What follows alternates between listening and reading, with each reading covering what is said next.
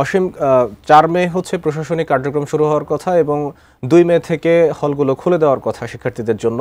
তো এখনও কিন্তু শিক্ষার্থীরা সেখানে অবস্থান করছেন, কি বলছেন তারা? মাহমুদ, দেখুন, গত 18ই ফেব্রুয়ারি কুয়েটের যে সংঘর্ষ, অর্থাৎ শিক্ষার্থী এবং বহিরাগত ছাত্রদল বিএনপির মধ্যে যে সংঘর্ষ হয়েছিল, সেই সংঘর্ষের ঘটনায় 25 ফেব্রুয়ারি একটি সিন্ডিকেট সভার মাধ্যমে কুয়েট ক্যাম্পাসের যে একাডেমিক কার্যক্রম এবং সব হল বন্ধের ঘোষণা দেয় সিন্ডিকেট সভা থেকে। তার পরবর্তীতে দীর্ঘদিন হল বন্ধ থাকার পরে গত রবিবার থেকে কিন্তু শিক্ষার্থীরা হল খুলে দেওয়ার দাবিতে, আমি এখন যেখানে আছি প্রশাসনিক ভবনের সামনে কিন্তু তারা অবস্থান করছেন। তার দাবি যে দ্রুত যেন হলগুলো খুলে দেওয়া হয়। এর মধ্যেই গতকাল কিন্তু একটি সিন্ডিকেট সভায় থেকে জানানো হয়েছে যে এই হল কিন্তু এই মুহূর্তে খুলছে না। ব্রেকফাস্ট, টিফিন কিংবা স্ন্যাক টাইমে মজাদার আয়োজন মানে অল টাইম ব্রেড। আগামী 2 মে হল খুলে দেওয়ার কথা বলছে এবং 4 মে যে একাডেমিক কার্যক্রম সেগুলো শুরু হওয়ার কথা রয়েছে। তবে শিক্ষার্থীরা কিন্তু সেটি প্রত্যাখ্যান করেছে। তারা বলেছেন যে তাদের যে দাবি, তারা যে গত রবিবার বিকাল 3টা থেকে কিন্তু এখানে অবস্থান করছেন। তারা বলেছেন তাদের দাবি যে হল খুলে দেওয়ার।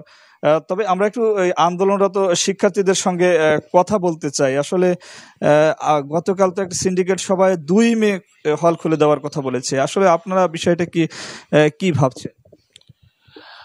আমরা বিশ্ববিদ্যালয় প্রশাসন এর হঠকারী সিদ্ধান্তকে তীব্রভাবে প্রত্যাখ্যান করছি। কারণ এই সিদ্ধান্ত নেওয়া হয়েছে একটি ডামি তদন্ত কমিটি এবং একটি ডামি সিন্ডিকেটের মাধ্যমে।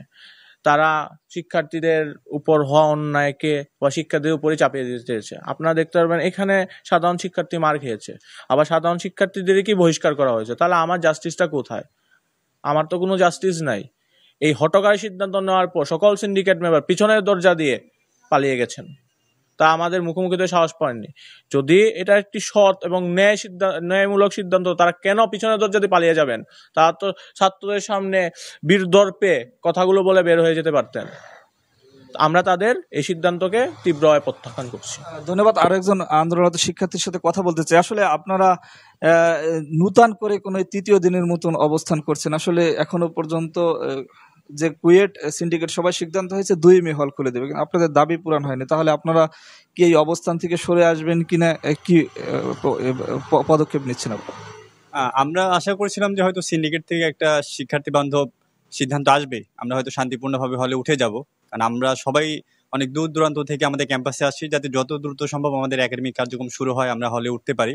কিন্তু আমরা যে প্রত্যাশা রেখেছি কুয়েট প্রশাসন সেটা আমাদের মানে সম্পূর্ণরূপে নিরাশ করছে।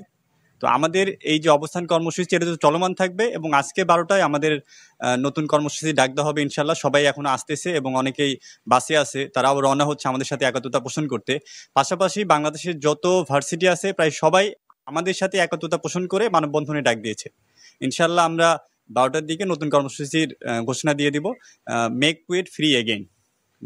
ধন্যবাদ। আসলে মাহমুদ, আপনি যেমনটা শুনছিলেন, শিক্ষার্থীরা কিন্তু আজ দুপুর 12টায় এই ক্যাম্পাসে একটি বিক্ষোভের ডাক দিয়েছে। তারা বলেছেন যে তাদের যে দাবিগুলো, সে দাবিগুলো যৌক্তিক, কিন্তু সে দাবিগুলো কুয়েট প্রশাসন মানছে না। একই সাথে আপনাকে জানিয়ে রাখি যে কুয়েটের মতন বুয়েট বিশ্ববিদ্যালয় কিন্তু দুপুর 1টায় সংবাদ সম্মেলন এবং মানববন্ধনের ডাক দিয়েছে। আসলে সব মিলিয়ে বলা চলে যে একটি অশান্ত রয়েছে কুয়েট ক্যাম্পাস। আমার কাছে সব মিলিয়ে এখন পর্যন্ত এই ছিল কুয়েট ক্যাম্পাসের সর্বশেষ খবর। মাহমুদ।